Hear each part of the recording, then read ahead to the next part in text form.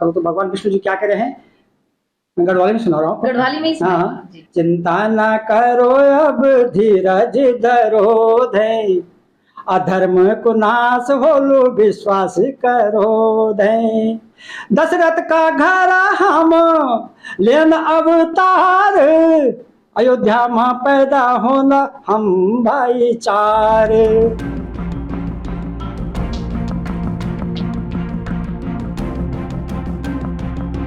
मंगलाचरण सुनाओ। जैसे कौन गौ माता कह रही है भगवान जी से, दृढ़ हो जाओ देना विष्णु भगवान, रक्षा करो हे दयावान।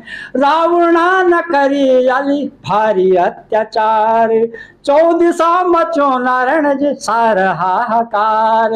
रक्षा करो विष्णु भगवान, देना हो जाओ देना हे दयावान। नमस्कार, स्वागत है आप सभी का अमर उजाला डिजिटल की खास सीरीज लेखक और लेखनी में।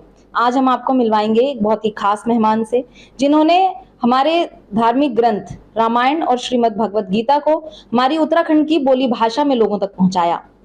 हमारे साथ हैं साहित्यकार देवेंद्र चमोली जी। तो सर, बहुत बहुत स्वागत है आपका हमारे इस खास कार्यक्रम में। धन्यवाद, आपको भी बहुत बहुत धन्यवाद। क्योंकि अमर उजाला एक सामान्य अखबार नहीं है, राष्ट्रीय स्तर का है, और राष्ट्रीय स्तर के अमर उजाला के कार्यालय में आने पर मेरा प्रथम सौभाग्य है। मैं आपको हृदय की गहराई से आपको बहुत बहुत धन्यवाद देता हूँ। आपकी हाल ही में जो अभी किताब आई है प्रश्नोत्तरी रामायण, उसमें 10,000 प्रश्न आपने प्रश्नोत्तर लिखे हैं। तो उसके लिए आपको इंडिया बुक ऑफ रिकॉर्ड्स का सम्मान भी मिला है। उसके लिए सबसे पहले आपको बहुत बहुत बधाई। धन्यवाद, बहुत बहुत धन्यवाद। आपकी प्रश्नोत्तरी रामायण पर हम बात करेंगे, लेकिन उससे पहले हम आपके जो लेखन का सफर है, कैसे आपने अपने लेखन की शुरुआत की, कब सबसे पहले क्या लिखा था, तो सबसे पहले उसमें बात करते हैं। तो कैसे आपने अपना लेखन का सफर शुरू किया? बहुत अच्छी आपने शुरुआत की है प्रारंभ से। मैं जब बचपन में था तो हमारे घर में हमारे जो दादाजी हैं, पिताजी हैं, चाचा जी लोग हैं, वो नित्य शाम को डेली जो है, चाहे 1 पन्ना पढ़े 2 पन्ना पढ़े, रामायण पढ़ते थे। तो बचपन से ही मेरे अंदर वो रामायण के संस्कार शुरू हो गए थे। फिर 1980 के दशक में रामानंद सागर जी का रामायण सीरियल आया, उसको देखने से तो लगा कि साक्षात जो है त्रेता भी यहाँ आ गया है। फिर उसके बाद 94 में हमारे जो हिमालय के संत है पूज्य संत गोपाल मणि जी महाराज, उनके द्वारा मैंने थचुड़ में राम कथा करवाई थी। बस उस राम कथा को करने दो, उस राम कथा को सुनने दो, फिर तो पूरे तन में मन में राम जी रम गए थे। और हमारे गुरुजी जो गोपाल मणि जी महाराज हैं, उन्होंने मुझे प्रेरित किया, मुझे आशीर्वाद दिया कि अभी तक जो है सब भाषाओं में रामायण का ट्रांसलेशन हो गया है, आप भी गढ़वाली में रामायण का ट्रांसलेशन करो। गुरुजी की कृपा से हमने लिखना शुरू किया 96 में। तो 2011, भले ही समय बहुत लगा, लेकिन 2011 में संपूर्ण गढ़वाली रामायण ट्रांसलेशन हो गई थी। और उसके बाद 2011 में तत्कालीन जो शिक्षा मंत्री थे श्री खजानदास जी, उन्होंने आदेश किया और उत्तराखंड के जितने भी स्कूल हैं उनकी लाइब्रेरी में आज गढ़वाली रामायण है, और हमारे बच्चे जो है अपनी लोक भाषा में गढ़वाली रामायण से जो है संस्कारित हो रहे हैं। सर, आप गढ़वाली में लिखते आए हैं। प्रश्नोत्तरी रामायण आपने अभी जो लिखी है वो हिंदी में है, ताकि सभी समझ भी पाए। 10,000 प्रश्न इसमें हैं। तो सबसे पहले तो ये कि आपको ये आइडिया कहाँ से आया कि मेरे को जो है ये प्रश्नोत्तरी रामायण लिखनी चाहिए, और कैसे आपने इसको लिखा, क्या क्या कठिनाइयां आपको आई? देखो, जीवन में जैसा करोगे संग वैसा चढ़ता है रंग, जैसा पियोगे पानी वैसी बनती है वाणी, और जैसा खाओगे अन्न वैसा बनेगा मन। प्रभु की कृपा से मुझे कुछ बचपन से ही जो है आध्यात्मिक क्षेत्र में जो काम करने वाले लोग हैं उनके सानिध्य में रहने का समय मिला, और उन्हीं की कृपा से ऐसा हुआ। तो समूह ग की परीक्षा में बच्चों के पास कुछ रामायण से संबंधित कुछ क्वेश्चन आए, तो उन्होंने मेरे से फोन पे पूछा। कोई कह रहे थे अंकल जी इसका उत्तर क्या है, कोई कह रहे थे गुरु जी इसका उत्तर क्या है। तो एक प्रश्न था कि सेतुबंध के समय अभियंता कौन थे जिन्होंने सेतु का निर्माण किया। तो अब आपके बच्चे तो उसका आंसर दे नहीं पाए, क्योंकि रामायण का प्रचार प्रसार कम है। तो मैंने फिर उस दिन निर्णय लिया, मैंने कहा रामायण पे क्यों ना प्रश्न उत्तर बनाया जाए। फिर मैंने खोज की तो पता चल कि रामायण पे अभी तक कोई प्रश्नोत्तरी नहीं बनी है। तो मैंने वाल्मीकि रामायण और रामचरितमानस को आधार मानकर उस पर प्रश्न बनाने शुरू किया। तो शुरू में तो यह था कि मैं 1500 प्रश्न बनाऊंगा, लेकिन प्रभु कृपा से बनते बनते बनते बनते बनते बनते 10,000 क्वेश्चन आंसर रामायण के तैयार हुए हैं। सिंगल लाइन में है वो, और ये विश्व की पहली रामायण है जिसमें 10,000 क्वेश्चन आंसर हैं, और बहुत गूढ़ रहस्य हैं यानी रामायण समग्र ज्ञान कोश है। हमने सुना था कि गागर में सागर भरी जाती है, लेकिन इस ग्रंथ को तैयार करने से स्पष्ट हो गया है कि वास्तव में गागर में सागर भरा जा सकता है। और इसमें 10,000 प्रश्न हैं, सिंगल लाइन में है। रामायण से संबंधित सारी जानकारियां इसमें भरी हुई है और इसकी महत्ता को देखते हुए, इसका मूल्यांकन करते हुए अभी हाल ही में 22 फरवरी को नेपाल सरकार ने इस पर विश्व प्रतिभा का सम्मान दिया। और उसी दिन वहाँ पे हमारे जो इंडिया बुक रिकॉर्ड वाले हैं वो भी आए थे, उन्होंने भी इस किताब को अपने साथ ले गए थे और इंडिया बुक रिकॉर्ड में भी जो है ये बुक चढ़ चुकी है। तो ये तो एक तरह से राष्ट्र की धरोहर के रूप में हो गई है। तो कहीं ना कहीं जो सनातन धर्म को मानते हैं वो ये पढ़ेंगे, उनके लिए तो ये है ही, साथ में जो लोग प्रतियोगी परीक्षाओं की तैयारी कर रहे हैं उनके लिए भी ये काफी महत्वपूर्ण है। बिल्कुल बहुत महत्वपूर्ण है, क्योंकि इस समय एक ऐसा परिवेश, ऐसा वातावरण बन चुका है कि रामायण घरों से भी गायब हो रही है और पाठ्यक्रम में भी कहीं शामिल नहीं है, जबकि रामायण विश्व गुरु है। रामायण से संस्कारित परिवार तो इस धराधाम पर ही स्वर्ग की अनुभूति कर सकते हैं, लेकिन रामायण के बारे में इतना प्रचार प्रसार नहीं हो पा रहा है। तो इस किताब के बनने से, इस ग्रंथ के बनने से रामायण की सारी जानकारी A to Z जितनी जानकारी है, 24,000 श्लोक जितने वाल्मीकि जी ने लिखे हैं, उन 24,000 श्लोकों का इसमें समावेश है। और जो आध्यात्मिक क्षेत्र में काम करने वाले उनको तो जानकारी मिलेगी, जो रामायण को प्रिय मानते हैं उनको तो जानकारी मिलेगी, लेकिन हमारी जो बच्चे हैं, हमारे जो वर्तमान भविष्य जो बच्चे हैं, उनको भी इससे बहुत कुछ सीखने को मिलेगा। इस बात की मुझे बहुत बहुत खुशी है। ये देखिए, ये मैं आपको दिखा रहा हूँ, ये जो विश्व की प्रथम 10,000 प्रश्नोत्तरी रामायण बनी है, ये आपके सामने है। और इस रामायण को विश्व प्रतिभा अंतर्राष्ट्रीय सम्मान मिला है और अभी हाल ही में इंडिया बुक ऑफ रिकॉर्ड में भी शामिल हुई है। तो ये तो उत्तराखंड के लिए तो है ही, लेकिन संपूर्ण भारत के लिए राष्ट्र की धरोहर बन गई है। 10,000 प्रश्न उत्तर इसमें हैं। आपको मैं दिखाऊं उदाहरण के तौर पे, जैसे माना, चलो पहला ही पन्ना दिखा देते हैं।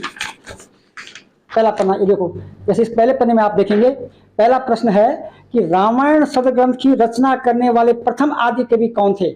उत्तर आ गया वाल्मीकि। अनंत महामायाशाली पावन रामायण ग्रंथ किस युग से संबंधित है? त्रेता युग। रामचरितमानस की रचना करने वाले कौन महान कवि थे? तुलसीदास। वह कौन महान कवि थे जिनके मुख से रामायण के रूप में वेद प्रकट हुए थे? वाल्मीकि जी। तो ये छोटे छोटे जो क्वेश्चन हैं, ये जो लोग रामायण पढ़ते भी आए हैं, हो सकता है इसमें बहुत सारे क्वेश्चंस ऐसे हों जो उनको भी ना पता हो उनके आंसर।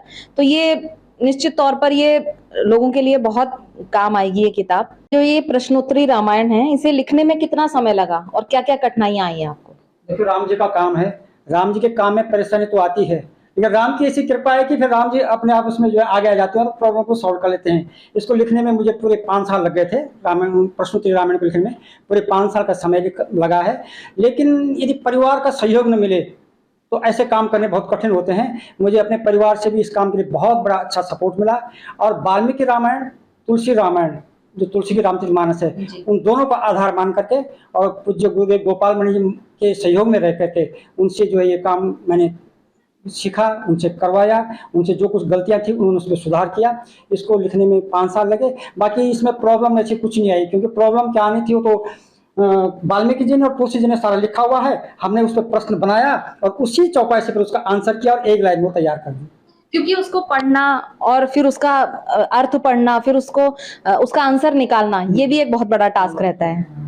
हाँ, क्योंकि पहले चौपाई को पढ़ो, फिर उसके नीचे उसका अर्थ पढ़ो, फिर उसी चौपाई पे फिर प्रश्न बनाओ, फिर उसी चौपाई से उसका अर्थ निकालो, फिर बनानी भी सिंगल लाइन में है। तो काम तो थोड़ा कठिन था, लेकिन मैंने कहा ना कि प्रभु की कृपा से सब काम हो रहा है, हमारा देश विदेश में नाम हो रहा है। उस प्रभु की कृपा चाहिए तो सब असंभव काम संभव हो जाते हैं। तो ये तो आपकी प्रश्नोत्तरी रामायण की बात थी। अब आपकी अन्य किताबों पर अगर हम आए तो गढ़वाली रामायण आपने लिखी, श्रीमद् भागवत गीता का भी आपने अनुवाद किया गढ़वाली में। तो कठिन काम तो रहा ही होगा ये। तो कब आपने लिखी और क्या क्या कठिनाइयां आपको इसमें लगी? देखो, गढ़वाली में ट्रांसलेशन करना थोड़ा कठिन तो है ही, लेकिन अपनी मातृभाषा में अनुवाद करने में जितना आनंद नहीं आ रहा था, परम आनंद आ रहा था। हमारे गुरुजी गोपाल मणि जी ने हमें इसकी प्रेरणा दी। फिर मेरे जो परिवार में मेरे पिताजी हैं, चाचा जी लोग हैं, भाई लोग हैं, सबने मुझको प्रेरणा दी कि आप कुछ मत करो, आप गढ़वाली में रामायण लिखो। फिर मैं इसमें निरंतर लगा रहा। 1998 में मैंने इसको लिखना शुरू किया था, 2011 में रामायण तैयार हो सकी। तो प्रत्येक चौपाई को जो नीचे अर्थ है हिंदी में, उसका मैंने जो है गढ़वाली में ट्रांसलेशन किया। फिर उसका जो है चौपाई छंद दोहे जो है, दिखा दीजिए। हाँ, चौपाई जो छंद हैं, दोहे हैं, ये देखो, ये इसके चौपाई हैं, छंद हैं, दोहे हैं।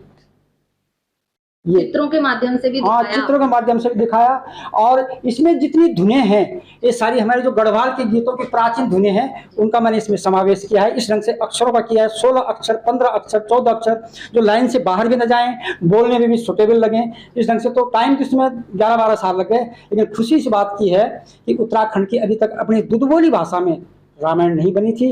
ये रामायण तैयार हो गई है। और 2011 में हमारे खजानदास जी शिक्षा मंत्री थे, उन्होंने आदेश किया और उत्तराखंड के जितने स्कूल हैं उन स्कूलों की लाइब्रेरी में आज गढ़वाली रामायण है। और इसमें तो मैं अमर उजाला का भी विशेष धन्यवाद दूंगा, क्योंकि अमर उजाला ने अपने समाचार पत्र में, अमर उजाला समाचार पत्र में, इन्होंने बहुत अच्छे ढंग से इसका प्रचार प्रसार किया था। वरना हमारी तो सिफारिश के अखबार है, बाकी हमारी सिफारिश करने वाला कोई है नहीं, लेकिन अमर उजाला ने बहुत अच्छे ढंग से इसका प्रचार प्रसार किया था।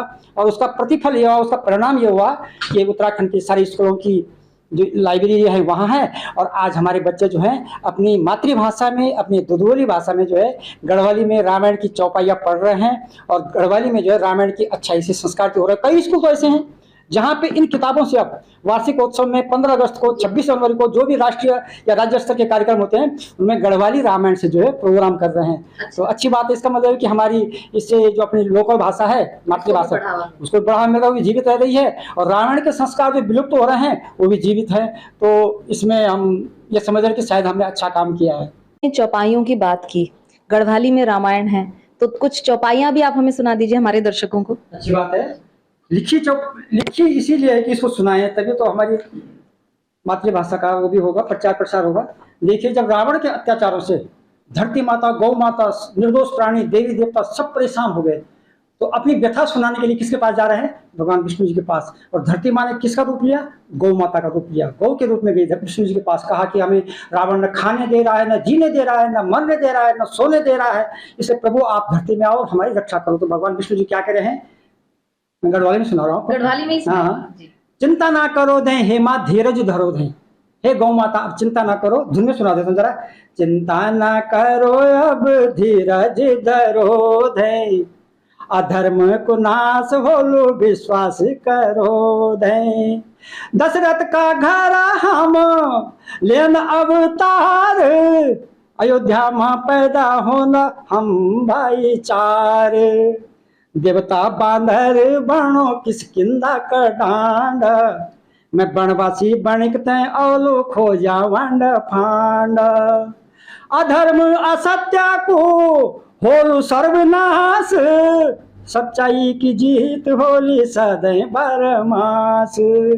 मन की आर बानर करला, पहले कह दिया, अभी धरती में आए नहीं है, पहले घोषणा कर दी क्या कि मन की आर बानर करला, अधर्म को नाश, मेरी बात पर हेमा तुम करो विश्वास। झूठ पर सच्चाई की होली अब जीत, सत्यमेव जयते अमर रलु गीत, सत्यमेव जयते अमर रलु गीत। बोलिए रामचंद्र भगवान की जय। गीता जी की हम बात करें गढ़वाली में, वो भी आपने अनुवाद किया है उसको, तो सबसे पहले तो ये कि कितना समय इसको लिखने में लगा और इसमें आपने कैसे इसको अनुवाद किया, थोड़ा ये दिखाइए, इसके बारे में बताइएगा। बहुत अच्छा आपने पूछा। भगवत गीता के श्लोक बहुत कठिन है, उसमें आधा आधा शब्द मिला के तब श्लोक बनता है। आधा र, आधा क, आधा ट, आधा प, बहुत कठिन है। भगवत गीता को ट्रांसलेशन करने में मुझे पूरा 5 साल का समय लगा, लेकिन इसमें जो नीचे भावार्थ है उसको आधार मान के फिर मैंने इसका गढ़वाली में ट्रांसलेशन किया। क्यों कि रामायण भगवत गीता के बिना अधूरी है। हम भारतीयों के ना 2 आंखें हैं, एक आंख रामायण है, एक आंख भगवत गीता है। अब आना इधर रामायण का तो ट्रांसलेशन हो गया, इसका मतलब एक आंख का ऑपरेशन हुआ है। भगवत गीता का ट्रांसलेशन न होता, इसका मतलब एक आंख अभी वैसी है। तो फिर मैंने भगवत गीता को ट्रांसलेशन करने का प्रयास किया, तो 5 साल का समय लगा और इसमें भी सफलता मिली है। और सुनाऊं आपको एक पहला श्लोक? बिल्कुल बिल्कुल, आप इसका एक श्लोक और जो ये चौपाई है इसके बारे में सुना दीजिए। एक श्लोक, पहला ये श्लोक सुना देता हूँ। धर्म भूमि कुरुक्षेत्र में हे संजय, कौन? धृतराष्ट्र पूछ रहे हैं कि धर्म भूमि कुरुक्षेत्र में हे संजय, बोल क्या हो तख, मेरा और पांडु का बेटा लड़ाई में जाए अच्छा जख। हे संजय, मुझे सुना कि मेरे बेटे और पांडु के बेटे जो लड़ाई में जा रखे हैं वहां क्या क्या हो रहा, जरा मुझे उसको सुना। तो गढ़वाली में कितने शॉर्ट में बन गया है। धर्मभूमि कुरुक्षेत्र में हे संजय, बोल क्या हो तख, मेरा और पांडु का बेटा लड़ाई में जाए छ जखा। बहुत अच्छा। इसमें चौपाइयां हैं कुछ, थोड़ा अगर आप गाकर बता पाएं तो। इसमें श्लोक है, लेकिन इसमें सबसे अच्छा जो मैंने ये किया कि इसका मैंने भावार्थ भी लिखा है हिंदी में नीचे जी। क्यों लिखा? इसलिए लिखा कि रामायण तो एक ऐसा है जो घर घर में सब जानते हैं इसको, लेकिन गीता थोड़ा कठिन है।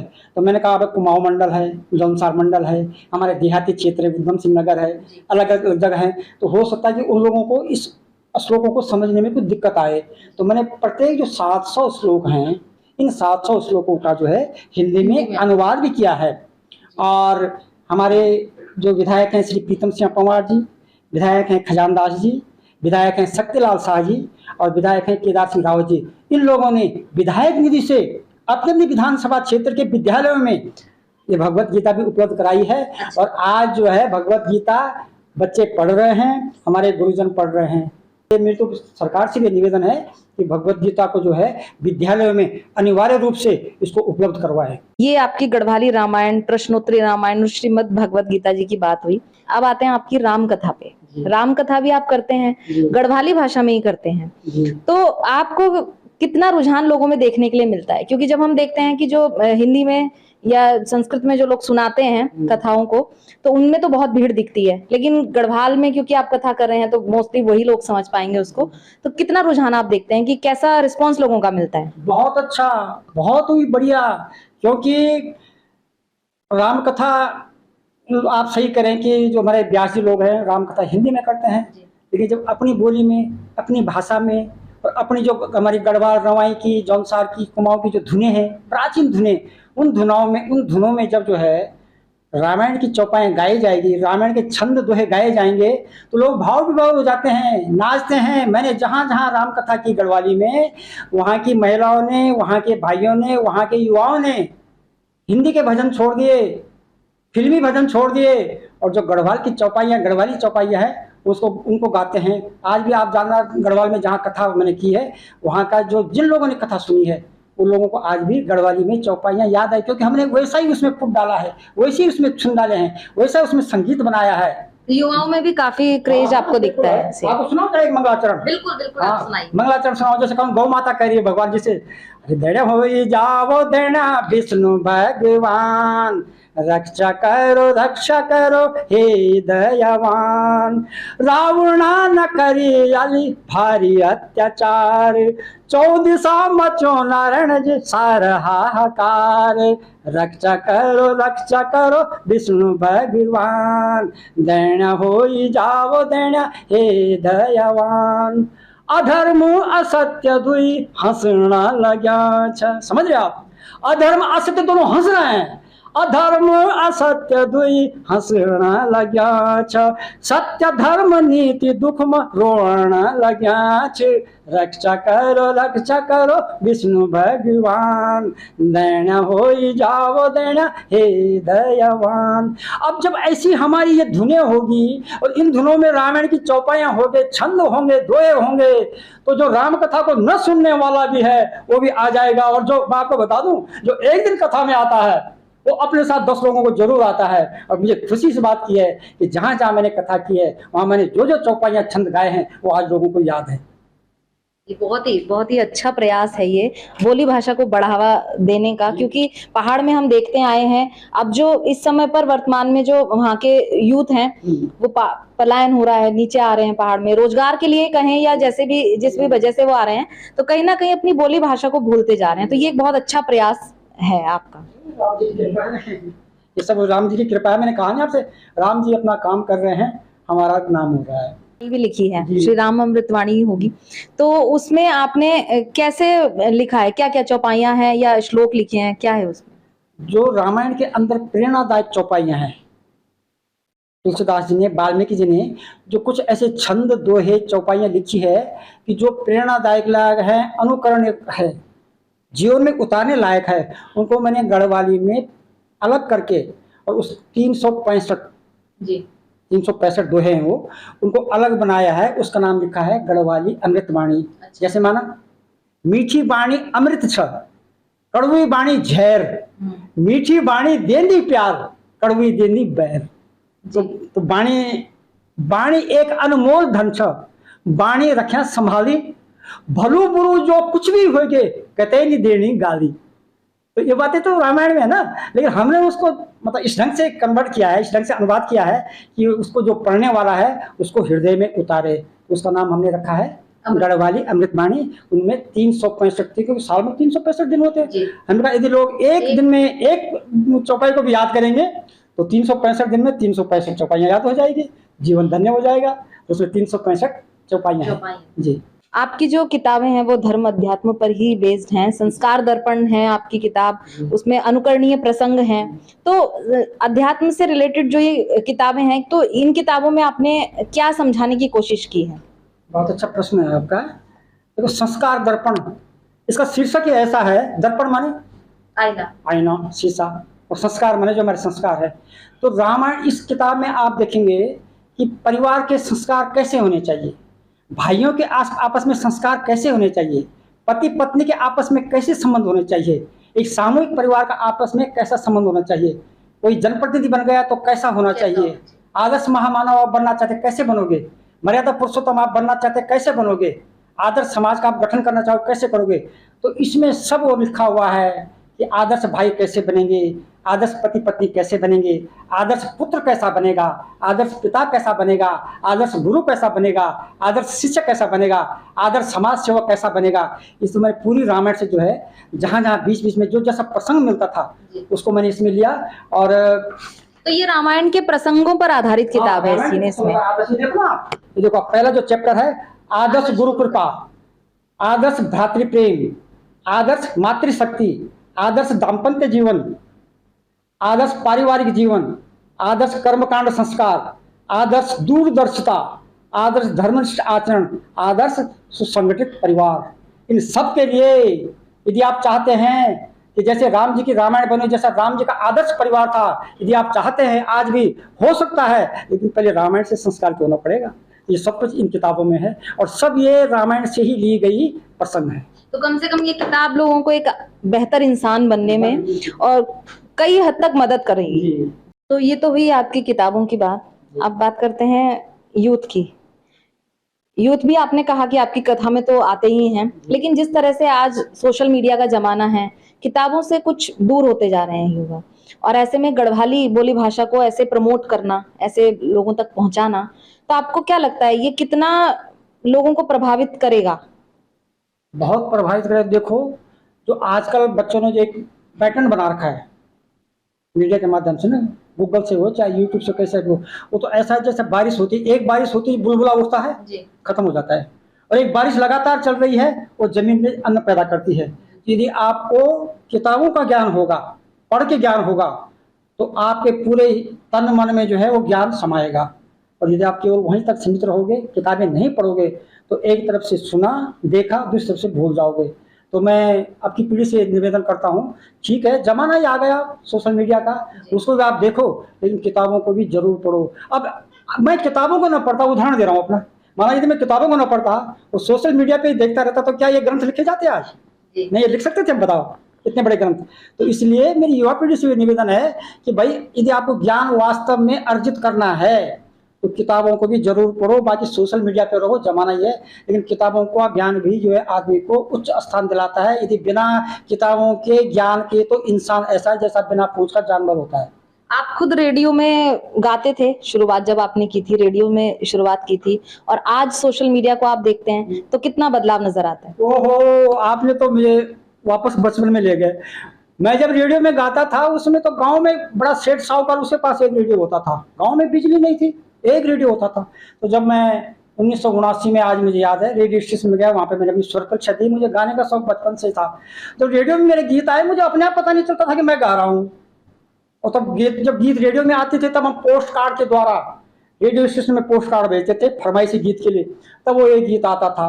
तो उस जमाने को देख के और आज को देख के तो हमें लग रहा है कि हम किस जमाने में थे और आज क्या जमाना आ गया। फिर मैंने कैसेट निकाली, एक कैसेट आती थी, उसको डिब्बे में डालते थे, तो अपने गीत जब मैं अपने आप सुनता था, मुझे आश्चर्यचकित होता था गीत कैसे आ रहे हैं। आज तो आप देखो कि 1 घंटे में जो है एक गाना तैयार हो जाता है और 1 घंटे बाद आप गाना सुन सकते हैं।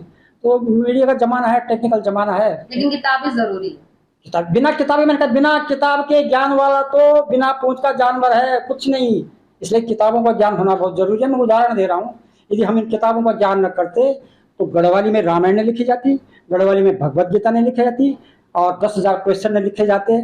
इसलिए किताबों का ज्ञान होना बहुत जरूरी है। इसीलिए हम भी प्रयास कर रहे हैं कि ये स्कूलों में पहुंचे और स्कूलों में बच्चे जो है इससे ज्ञान अर्जित करें। तो आपने किताबों की बात कही कि किताबें बहुत जरूरी हैं, सोशल मीडिया का जमाना है, लेकिन तब भी किताबें बहुत जरूरी हैं। तो अब आगे आपने अभी जो ये प्रश्नोत्तरी रामायण लिखी, इसके बाद अब आगे क्या कर रहे हैं आप? ये भी आपने बहुत अच्छा प्रश्न पूछा। देखो जमाना वही है, मीडिया का है। तो ये जो रामायण हमने लिखी है, इसमें जो ये इतनी सारी चौपाइयाँ हैं जी, इन चौपाइयों को जिंदा रखने के लिए समाज में हमेशा जो है इन चौपाइयों का गायन के लिए अब मैं इन सारी चौपाइयों को जो है गा रहा हूँ। प्रत्येक चौपाई को, छंद को, दोहे को धुन के साथ इसको गा रहे हैं और इसको जो है फिर इसमें भेजेंगे, सोशल मीडिया में भेजेंगे, ताकि लोग सोशल मीडिया में इसको जब सुने तो किताब के प्रति भी जो है लोगों की रुचि बढ़े और सोशल मीडिया में सुन के जो है इन चौपाइयों के सुनने जो है उनकी रुचि बढ़े। और ये जो हमारा प्रयास है एक धरोहर के रूप में जो है हमेशा अमर रहे, ये हम प्रयास आगे कर रहे हैं। पूरी चौपाइयों को हम अब गढ़वाली में जो है गा रहे हैं संगीत के साथ। वो भी गढ़वाली भाषा में ही हो? हाँ, गढ़वाली में तो गाएंगे तभी तो बात बनेगी, नहीं तो हिंदी में तो हम कहाँ गाएंगे। गढ़वाली में हम गाएंगे तभी लोग उसको सुनेंगे और जब उसको सुनेंगे, लाइक करेंगे, पसंद करेंगे तो किताब को भी लेंगे और वो जो चौपाई हैं उनको भी सुनेंगे और याद करेंगे, वो भी फिर बोलेंगे, जैसे हम बोलेंगे वैसे याद करेंगे, गाएंगे। तो ये थे हमारे साथ देवेंद्र चमोली जी, जिन्होंने अपनी किताबें गढ़वाली में लिखी हैं, लेकिन उनका भावार्थ हिंदी में भी दिया है जिससे लोग उन्हें आसानी से समझ पाएं। ऐसी और शख्सियतों के साथ आपसे फिर मुलाकात होगी। ऐसे ही और वीडियोस के लिए आप जुड़े रहिए amarujala.com के साथ। अगर आप ये वीडियो YouTube पर देख रहे हैं तो हमारे चैनल को सब्सक्राइब करें और बेल आइकन को दबाना ना भूलें। अगर आप Facebook पर ये वीडियो देख रहे हैं तो हमारे पेज को लाइक करें।